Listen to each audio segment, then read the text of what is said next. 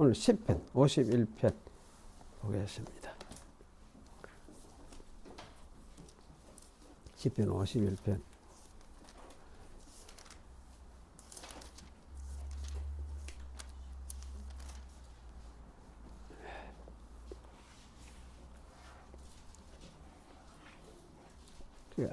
아삽시에서 갑자기 50편 아삽시 해놓고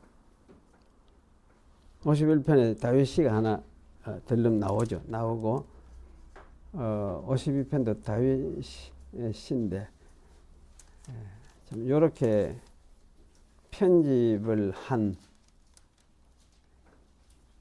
나중에 시를 모을 때 요렇게 모한 이유가 무엇인가 여기 저는 굉장히 궁금했어요. 하는데 이 속에도 아마 아삽이 노래하는 아삽의 어떤 그 관점들이 들어있는지 모르겠습니다.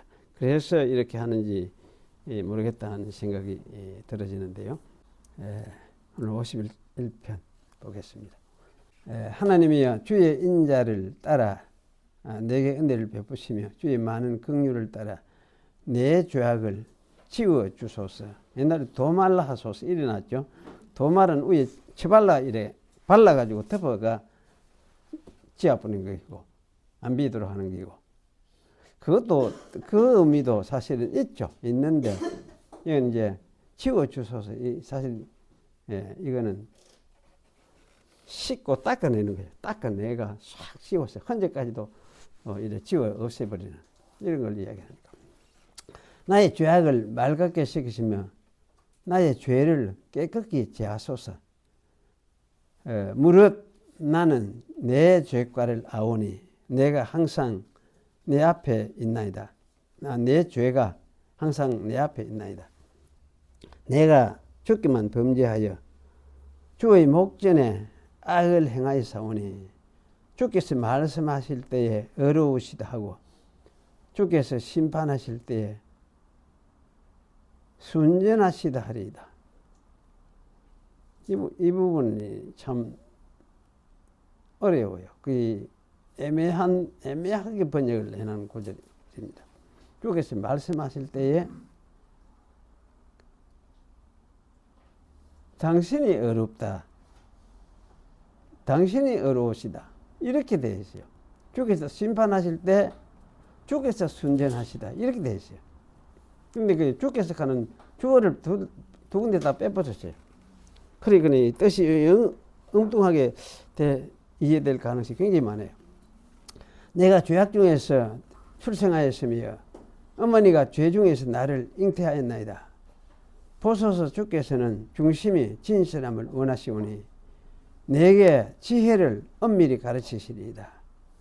우설초로 나를 정결하게 하소서. 내가 정하리이다. 나의 죄를 씻어 주소서. 내가 눈보다 희리이다. 내게 즐겁고 기쁜 소리를 들려주시사 주께서 꺾으신 뼈들도 즐거워하게 하소서. 주의 얼굴을 내 죄에서 돌이키시고 내 모든 죄악을 지워주소서.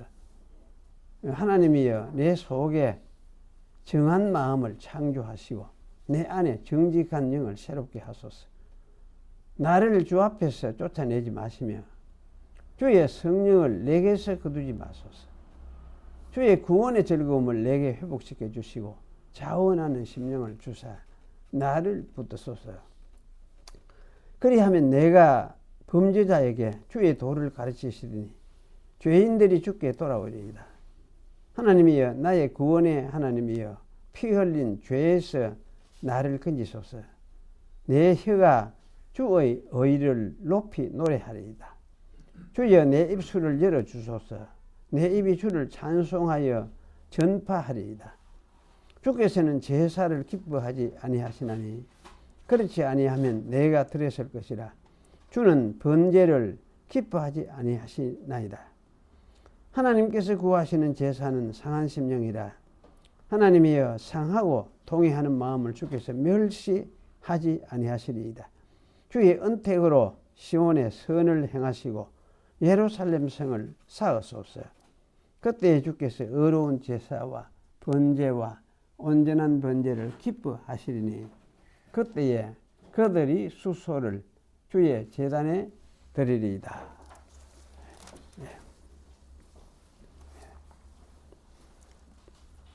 기도하겠습니다. 하나님, 오늘도 주의 말씀을 읽었습니다. 옛적에 다윗이 기록했던 그리고 기도했던 시를 저희들이 읽고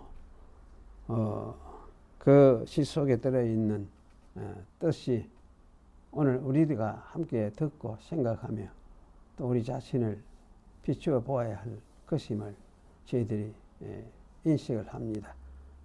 오셔서 오늘 이 말씀 통해서 또 우리를 돌아보며 살펴보는 그런 시간이 되도록 성령으로 인도하시고 저희를 이끌어 주시옵소서. 이 시간 함께 말씀을 생각하기 사오니 저에게도 지혜를 주시고 또 듣는 모두 우리 성도들이 함께 하나님의 말씀을 잘 들을 수 있도록 마음을 이끌어 주시옵소서. 예수님의 이름으로 기도하옵나이다. 아멘. 오늘 시편 51편을 읽었는데요. 일부를 좀 생각을 하겠습니다. 표제가 이제 길게 붙여져 있습니다. 앞에 지난 아삽 시는 제가 이제 반복을 좀 해서 설명을 좀 설교를 하기도 했는데요. 이제 51편은 늘 생각을 하면서도 이거를 한번 설교를 해봐야 됐다 싶은데도 자신도 왠지 잘 붙지도 않고 그래서 미역하면서 그냥 갔었는데요. 이 시는 오늘 이제 처음으로 또 생각을 하게 되는 시입니다. 이 표제가 굉장히 길게 붙어 있죠. 다윗의 시, 인도자를 따라 부르는 노래, 다윗이 바세바와 동침한 후 선지자 나단이 그에게 왔을 때 이렇게 설명을 해놨습니다. 이런 이 설명 표제는 70인역 성경에도 똑같이 그렇게 설명이 되어 있어요.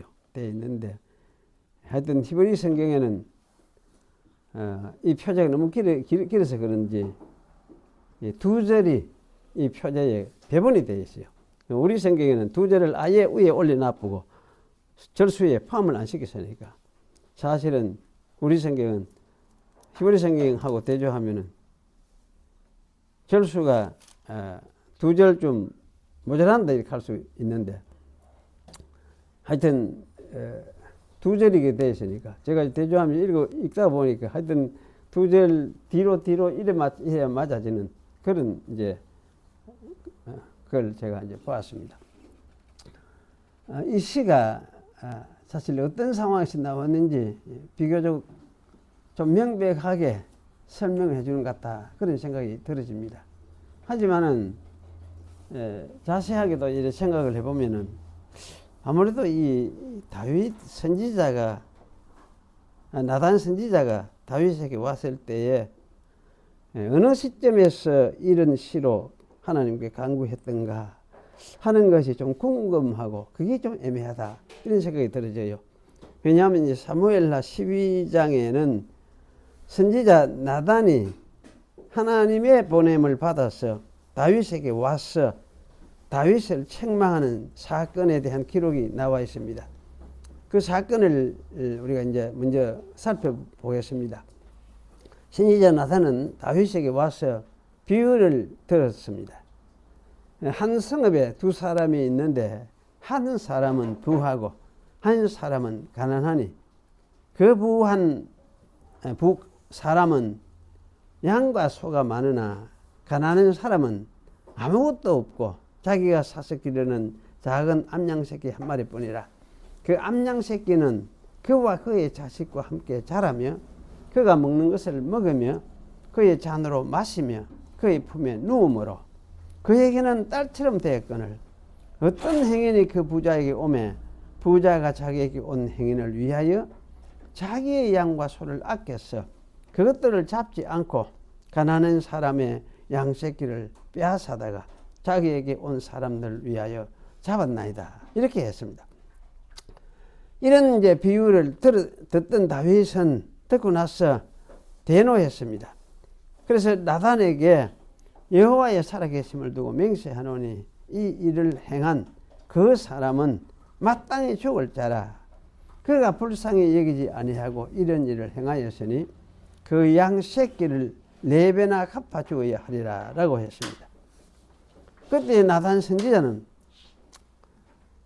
이 일을 한 사람이 바로 당신이요 라고 하면서 여호와의 책망하는 말씀을 전하였습니다.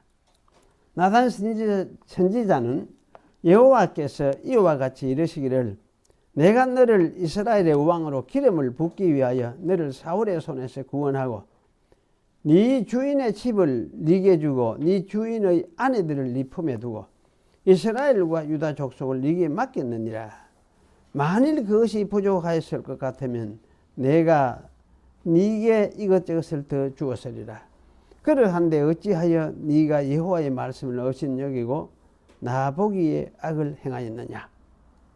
네가 칼로 햇사람 우리아를 치되 암몬 자손의 칼로 죽이고 그의 아내를 빼앗아 네 아내로 삼았도다. 이제 네가 나를 업신여기고 햇사람 우리아의 아내를 빼앗아 네 아내로 삼았도다.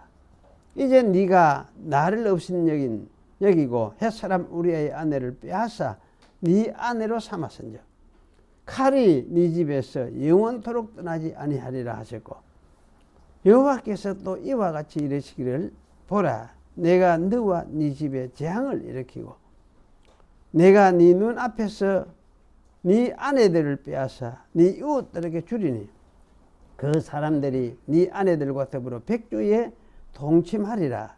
너는 은밀히 행하였으나 나는 온 이스라엘 앞에서 백주에 이 일을 행하리라 하셨나이다 하니 다윗이 나단에게 이르되 내가 여호와께 죄를 범하였노라 하며 나단이 다윗에게 말하되 여호와께서도 당신의 죄를 사하셨나니 당신이 죽지 아니하려니와 이 일로 말미암아 여호와의 원수가 크게 비방할 거리를 얻게 하였으니 당신이 낳은 아이가 반드시 죽으리이다 라고 했습니다.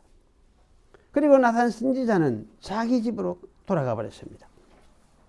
이런 기록을 읽으면은 어느 시점에 다윗이 이 시를 썼는지 참 애매하다 하는 생각이 들게 됩니다. 그래서 그런지 하여튼 이 시의 그 저작 시기에 대해서 이런저런 이론들이 있습니다. 택도 아닌 어떤 이론들을 가지고 공상하듯이 이야기하는 그런 사람들도 있습니다. 좀 진보적인, 아주 진보적인 사람들은 그런 식으로도 이야기를 하기도 해요. 그럼 이 기록에서 선지자 나단이 지적한 다윗의 죄의 핵심은 다윗이 아주 무자비한 악행을 행했다. 그 자비가 없는 그런 짓을 했다. 그게 핵심이라고 할 수 있습니다. 그래서 우리아를 죽이고 우리아의 아내 바세바를 빼앗고 자기 아내로 삼은 것은 참으로 무자비한 악행이다는 것을 지적을 하고 있습니다. 그리고 이런 악행을 행하였다는 것은 여호와를 업신여겼기 때문이고 또 그 때문에 여호와의 말씀을 버렸다고 책망을 했습니다. 당신은 충신의 아내를 빼앗고 동침하였고 그 죄를 감추기 위해서 우리아를 살해하였습니다. 나는 자비한 자이니라. 살인하지 말아라. 간음하지 말아라. 또 네 이웃을 탐내지 말아라. 이런 말씀들을 무시하였다는 말씀이죠.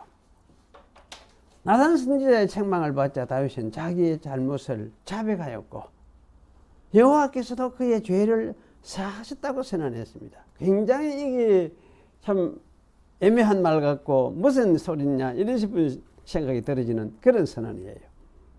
그 죄를 사하셨다고 번역된 이 말은 사실은 이제 중요한데요.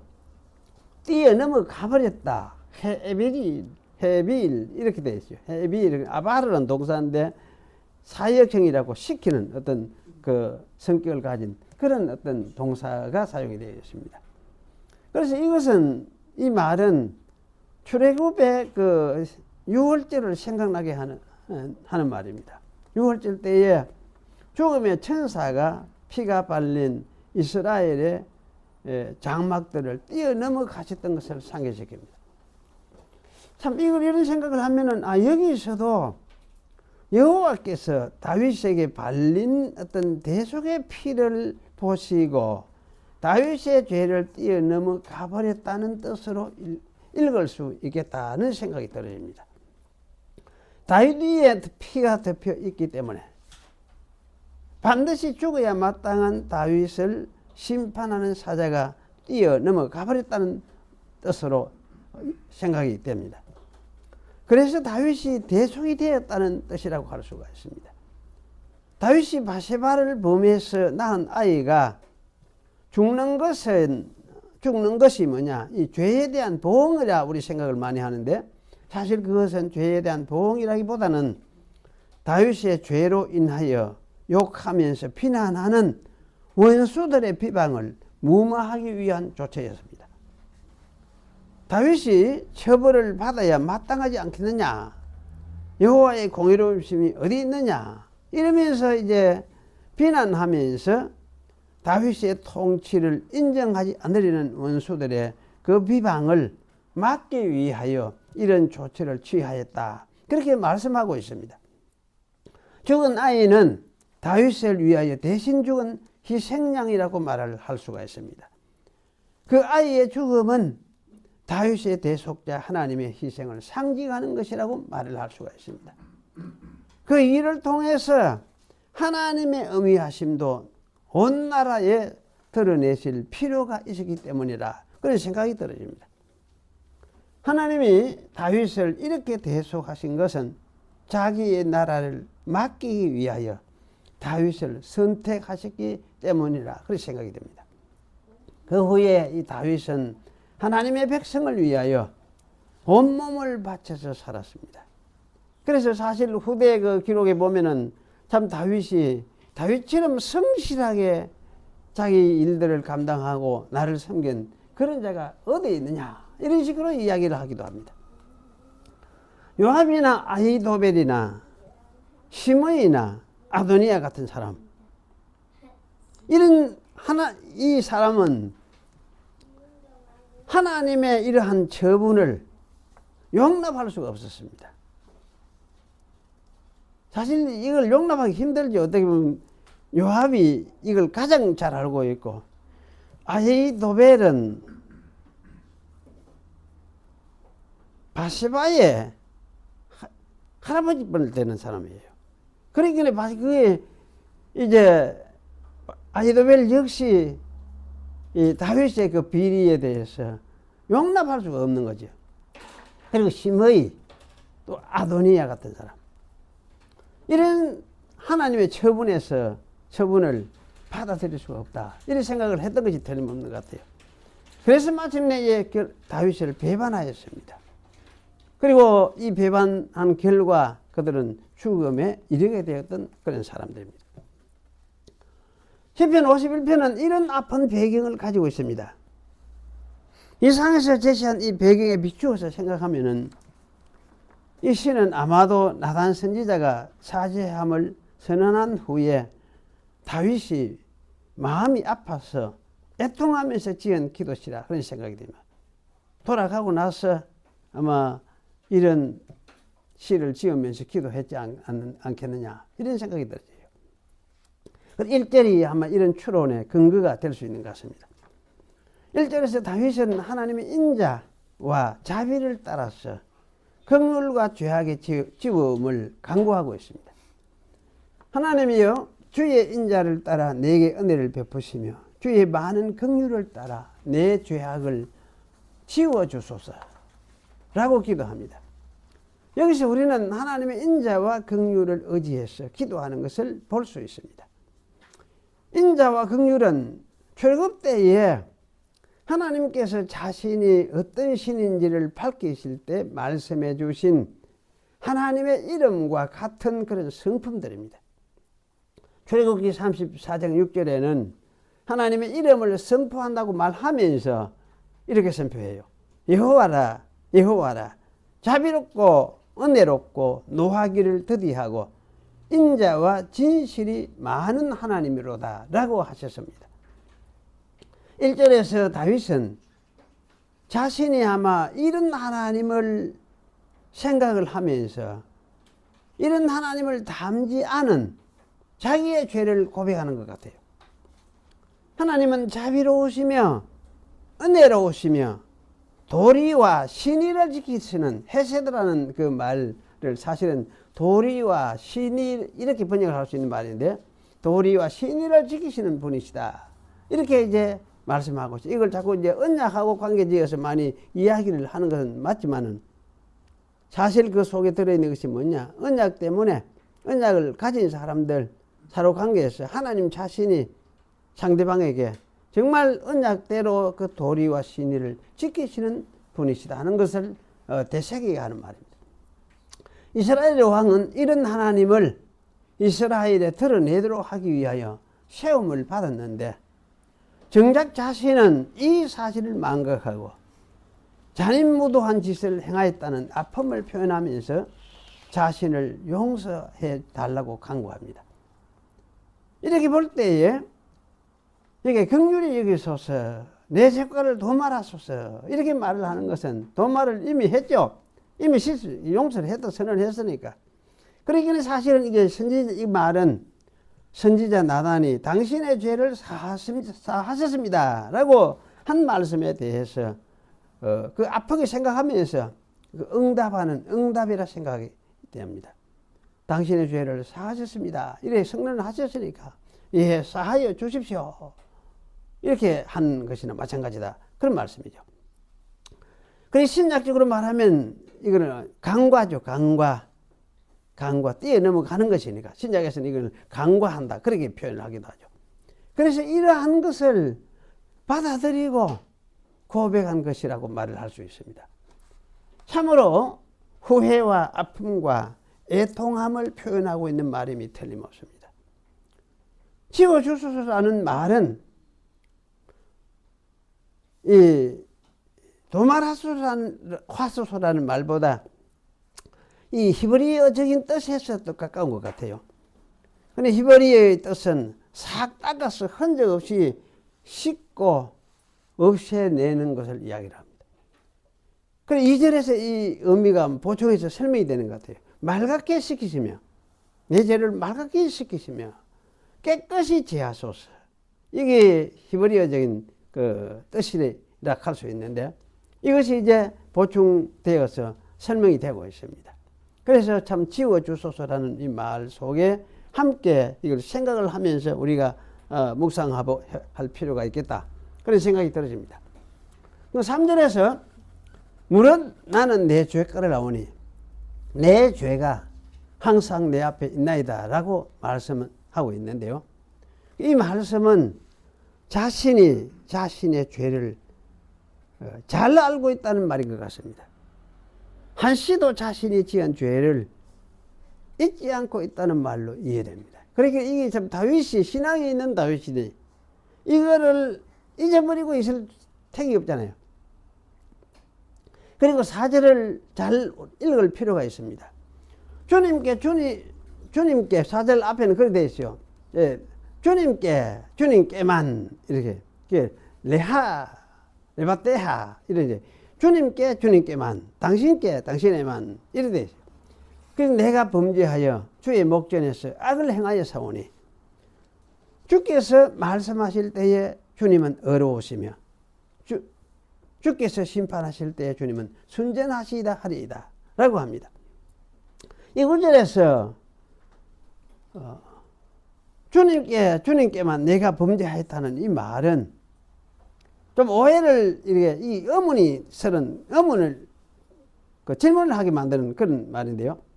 마치 다윗이 그럼 우리하고 바세바한테는 죄를 안 지었단 말인가, 뭐 이런 생각을 가지게 만드는 그런 말인 것 같아요. 그런데 곰곰이 생각하면은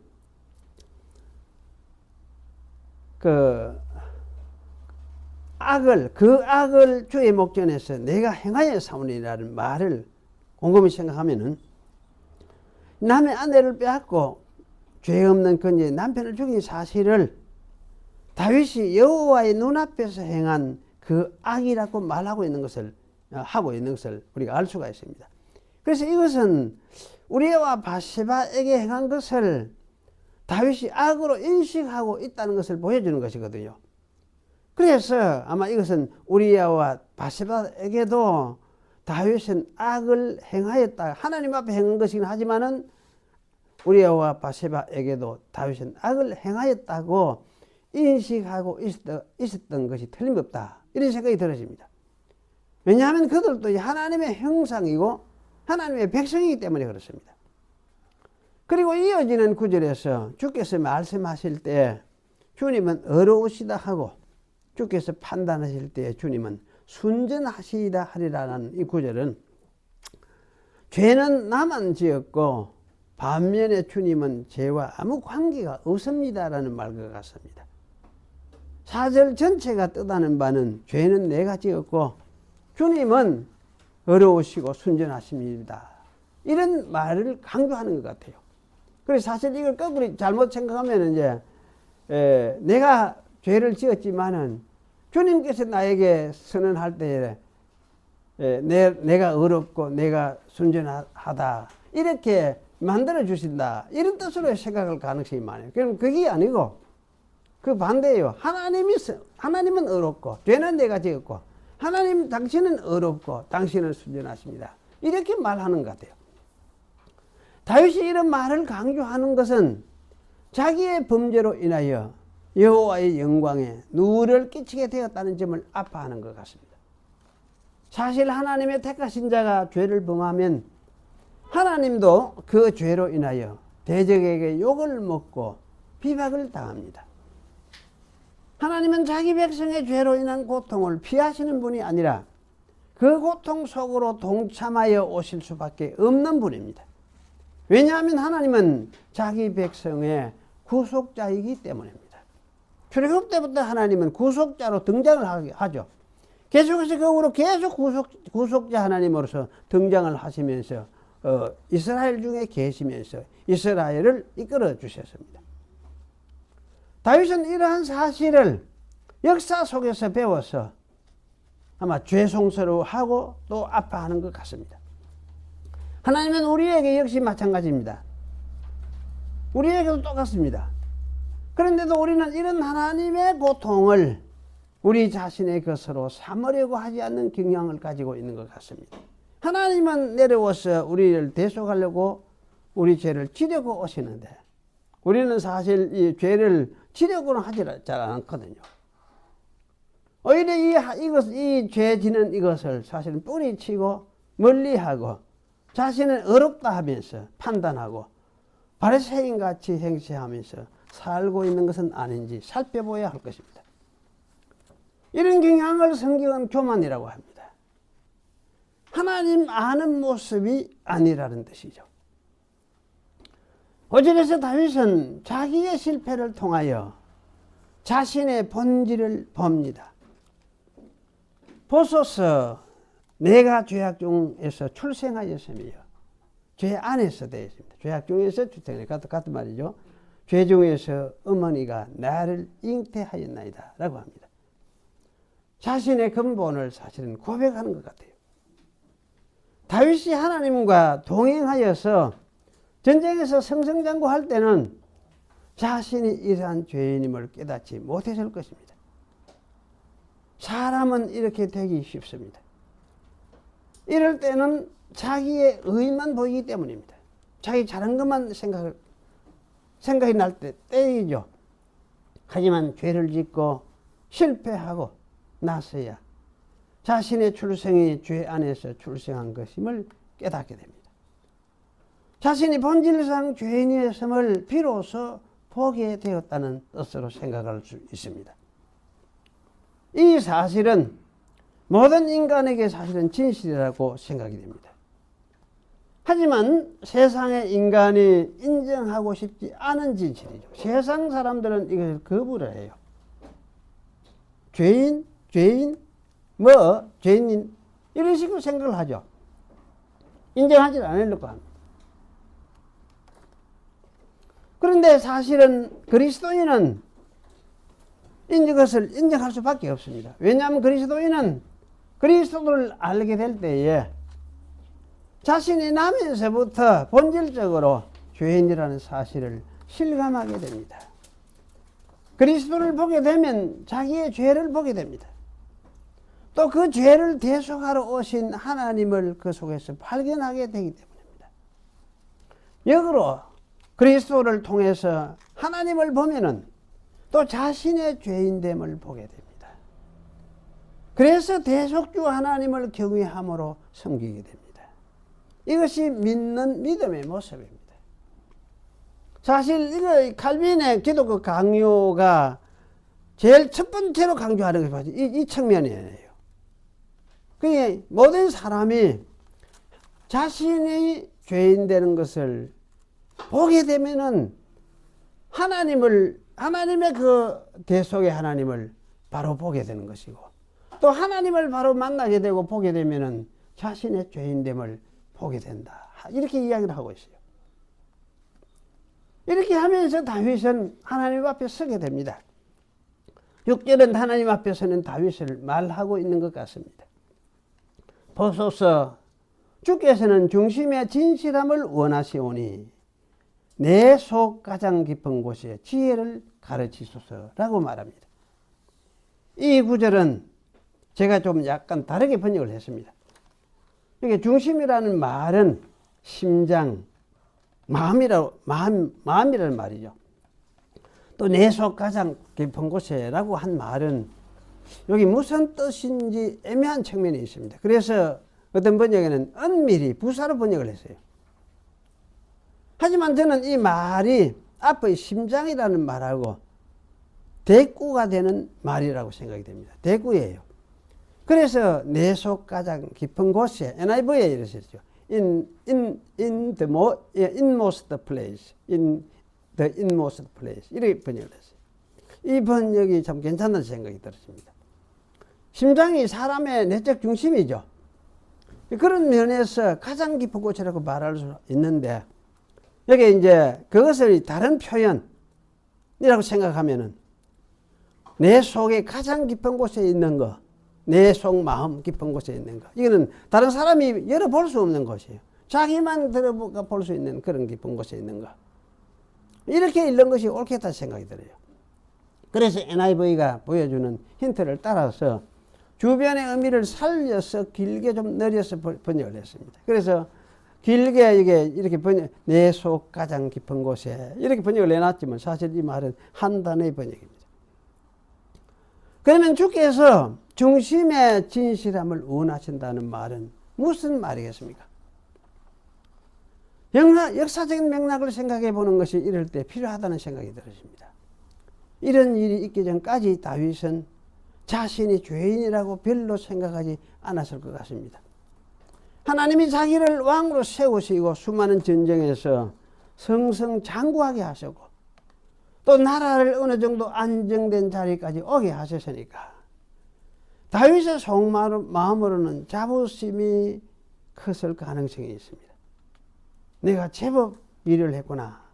또 하나님의 은혜를 생각하고 하지만은 자기도 내가 제법 좀 큰 일을 했구나. 이런 자부심을 이걸 아마 부인할 수 없었을 것입니다. 이렇게 하다가 다윗은 교만해져서 은혜를 망각하였습니다. 그래서 바세바를 빼앗게 되고 우리아를 죽이는 큰 죄를 지었습니다. 이것을 하나님이 자기를 무시했다. 자기의 말씀을 업신여겼다. 이렇게 말씀하고 있습니다.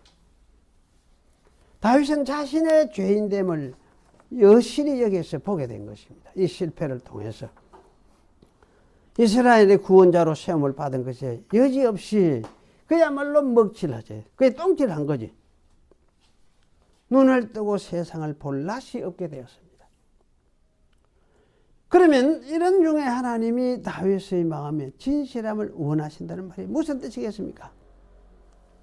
이거는 자기 자신이 날 때부터 죄인이로구나 하는 사실을 그대로 인정하고 깨닫고 받아들이는 것이죠. 이것이 진실이라는 생각이 들었습니다.